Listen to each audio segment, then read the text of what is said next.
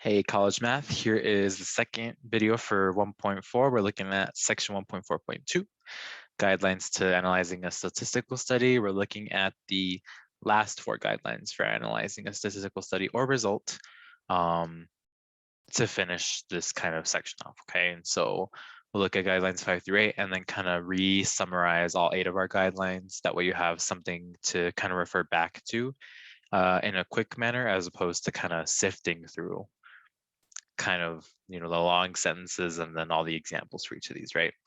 So starting with number 5, okay, we're looking at, are there any issues with the way variables are defined or measured? Okay, so that's, if you remember, we highlighted some kind of key ideas in each of these guidelines. For number 5, we're looking at the definition and measurement of the variables. Okay, so the results of the study are going to be difficult to interpret if our variables are not measured or defined carefully. Okay, and so if you ever have to do kind of a study, like either formally or informal, you have to really make sure that you define your variables exactly like what you want them to represent. Okay, for example, here a researcher wants to conduct a study of how the amount of exercise an individual does affects their resting heart rate. Okay, if I look at the variable, one of the variables here would be amount of exercise. Okay, because I'm figuring out what effect this has on resting heart rate. Now, amount of exercise, that's kind of hard to measure because are we talking kind of rigorous exercise? Are we talking light exercise?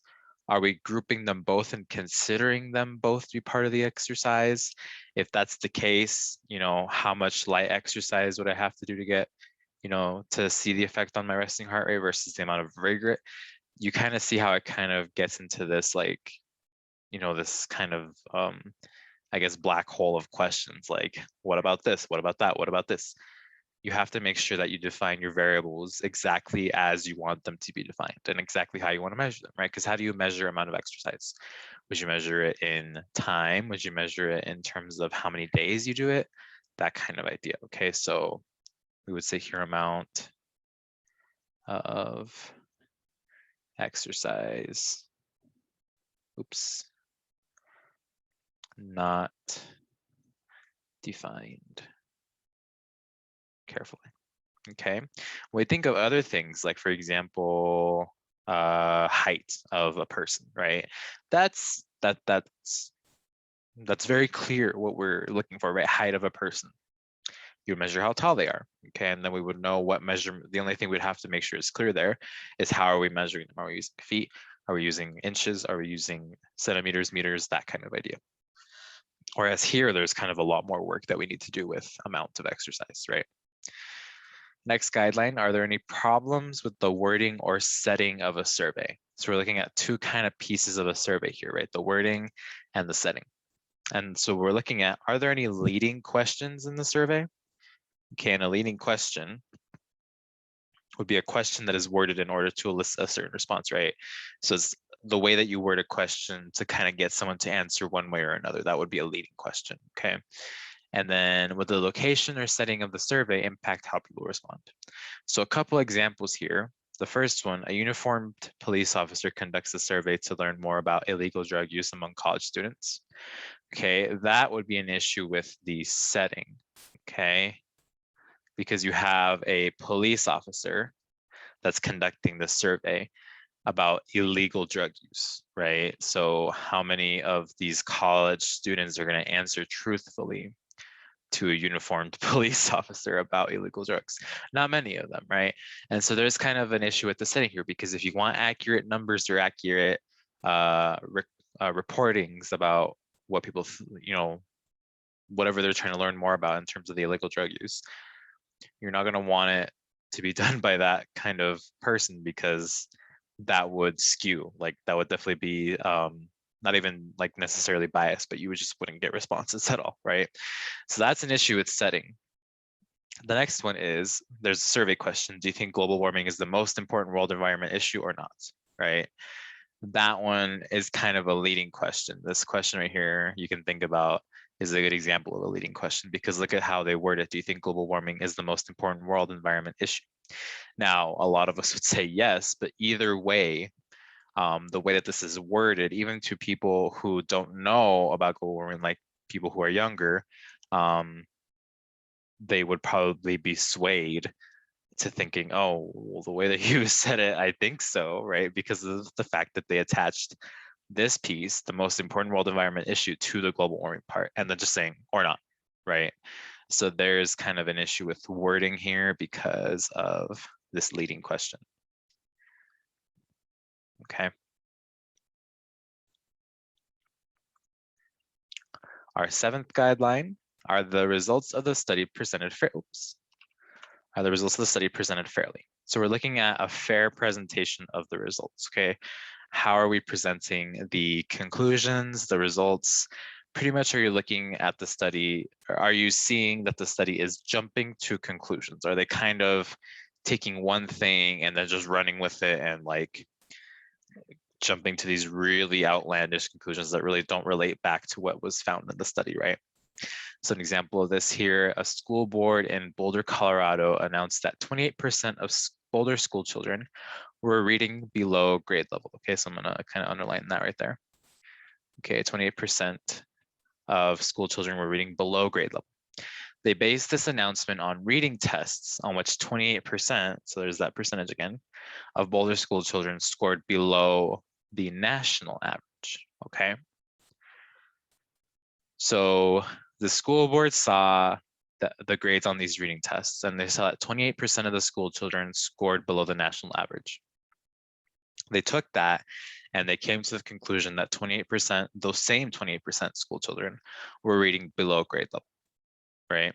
And so here, the issue is that this study, or this school board assumed, so they assumed that the national average, whatever that might be, is the same thing as grade level. Okay. And that doesn't really make sense, because national average, you're going to have people who are below and people who are above, right? And depending on the place, the grade level, the people who are above that reading above grade level might pull that national average towards them, right? And so in that case, the national average is higher than grade level. And so you're assuming that those 28% that scored below the average are also scoring below grade level, when that might not be the case, right? And so it's not a matter of, it's kind of what we've been discussing in the past. It's not a matter of that this is completely false. It's just that you cannot, based on that piece of information alone, conclude that. Okay, and that's what, hopefully you've been kind of catching on to this with the guidelines we've been looking at. It's not that these things make that study or that result or that conclusion false. It's that you do not have enough ground or enough evidence to go off of with just that piece of information with these guidelines we've been looking at. You need way more than that, okay? Now, sometimes these guidelines do show us that, okay, yeah, no, that makes absolutely no sense, right? And so it always, you kind of have to be critical, right? And that's the whole idea of this section, for you guys to hopefully be a little more critical of the things you consume in the media, especially when it comes to like statistics or numerical ideas or graphs that we're going to look at here in the last guideline, right? So the last one is, are there any misleading graphics, right? The things you want to look for are, vertical axis, especially when it comes to like bar graphs, line graphs. Do these start at 0? Are they scaled properly, or are they scaled at all? Like, is there any scaling at all on the vertical axis, right? Does our graph have a title? Okay, if it does this title accurately describe what is happening in the graph? And then the last thing, there's more things to look at, but the kind of last thing that you'll want to keep an eye out for are the axis labels. Now, every axis has to also be labeled alongside the scale. So the axis, the vertical one, has to give you the numbers, but it also has to give you what it's representing, right? So if I'm measuring how tall people are, I'm going to want to put on that vertical axis height. And then I want to put the units of measurement that I'm using. Okay, I don't want to just put height and then put numbers and assume people know the units that I'm using. I want to put centimeters, or I want to put inches, or I want to put feet, right? So here's kind of an example of a graph that doesn't really follow this guideline, right? So Cooper's hawk population source. A deadly combination of shootings and a pesticide DDT caused the Cooper's hawk population in Illinois to stay at low levels throughout the 20th century. However, over the past few years, the Raptor has made a strong comeback. So looking at this graph, okay, we also have to keep an eye out on the horizontal scaling, okay, because here it's not an issue because it's scaled by twos, so that's not a big deal. But sometimes they'll scale part of it by twos, some of it by fives, some of it by hundreds. You gotta make sure the scaling is consistent in both axes, right? On the vertical axis, it's scaled consistently. But what is the issue here? It's saying it's making a strong comeback from, less than 0.01 to a little bit over 0.05. Okay, that's not a huge increase. Okay, from less than 0.01 to 0.05, that's 400ths of an increase. Now, is this, obviously we can kind of interpret that this is referring to the population of the hawks, so the number of hawks here. But is it in thousands? Is it in millions? Is it in, what's the unit here, right? What am I scaling? Is this 0.06 of a billion or 0.06 of a million? If that were the case, then that would make sense, right? Because 0.06 of a million, that would be 60,000. And now I'm going on my calculator because I'm really bad at math and I want to make sure that I said, yeah, 60,000. I want to make sure I said that correctly, right? So that would be about 60,000 hawks, and that does kind of make sense, right? But the people who are consuming this graph should not be doing all that work, right? You, as someone who is putting this graph out, you need to be as clear and consistent and doing most of the work for the reader. Like, here's what this axis represents, here's what the bottom axis represents. Like down here, this horizontal axis, we can infer that that is the years because of the numbers that we see. But if it represented something else, like if there were completely different numbers, we would not know.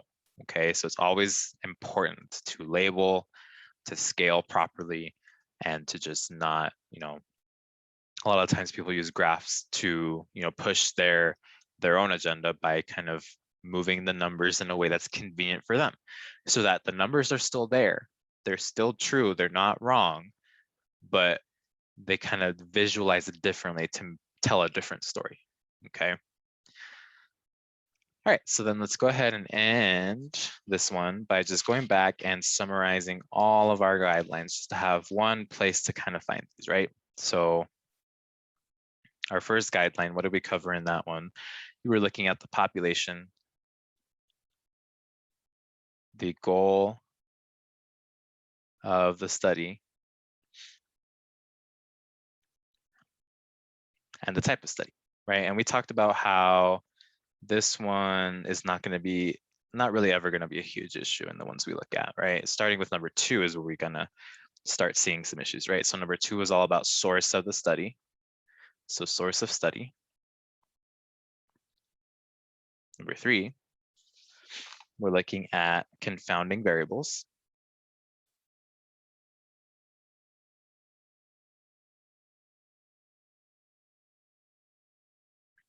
Okay, number 4, we're looking at sample bias. Okay, and those 2 different types of sample bias, which were selection bias and participation bias. Okay.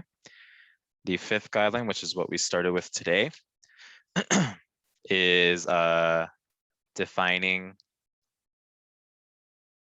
/ measuring variables. Okay, number 6 is setting and wording of survey. Okay, and because of the fact that we're looking at a survey, sorry, I messed up on that. Because we're looking at a survey, number 6 means that it's going to only apply to observational studies. We won't ever have to worry about seeing this number 6 with a clinical study, right? Because we don't really do surveys in clinical studies, typically. The 7th one is presentation of results. And then slash, think about like the conclusions, like what are they concluding with? Or what, no, yeah, I said that right. What are they concluding with? And then number 8, misleading graphics. Okay. And so that hopefully is a little bit more of a condensed, nicer set of guidelines to look at, as opposed to the rest of your notes where you have all the examples and all the other like explanations of the guidelines. Definitely look back at that so you know what the guideline means. Like if you're looking at 3 confounding variables, oh, I forget what a confounding variable is, or well, what about confounding variables do I care about? Or like number 4, I don't remember what types of sample biases there are, right? Obviously for those cases, you're gonna wanna go back to your notes. But in general, when you're trying to kind of just skim through, hopefully this will be a nice place for you to look back at, okay? All right, well, there is 1.4. Hopefully this sounds good, y'all. I promise, at least I hope, that this is the most you'll have to write. I know y'all were telling me in class that it was a lot of writing. Thank you for still doing the assignment. I really do appreciate it. And I'm almost 100% positive that it's going to be less writing from now on, I promise, okay? All right, have a good rest of your day, and I will see you in the next one.